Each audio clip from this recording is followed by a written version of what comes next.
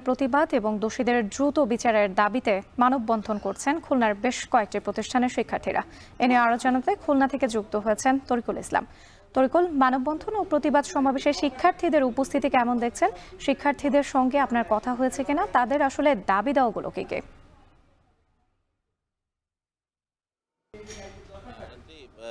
শিক্ষার্থীদের সাথে কথা হয়েছে। তারা বিভিন্ন শিক্ষা প্রতিষ্ঠানের যে শিক্ষার্থীরা রয়েছে তাদেরকে একত্রিত করে এখানে সমাবেশ তারা করবে এবং বিক্ষোভ সমাবেশ।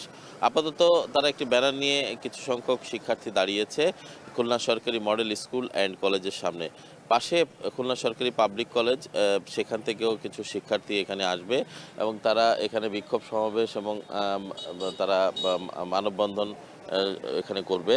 এবং এখানে আপনারা দেখতে পাচ্ছেন তারা ব্যানার নিয়ে এখানে শিক্ষার্থীরা কিছু সংখ্যক দাঁড়িয়ে আছে এবং ক্যাম্পাসের ভিতরেও বেশ কিছু শিক্ষার্থী তারা অপেক্ষা করছে এবং তারা বলছে যে এখানে কয়েক শত শিক্ষার্থী জড়ো হবে, তবে একটু সময় লাগছে।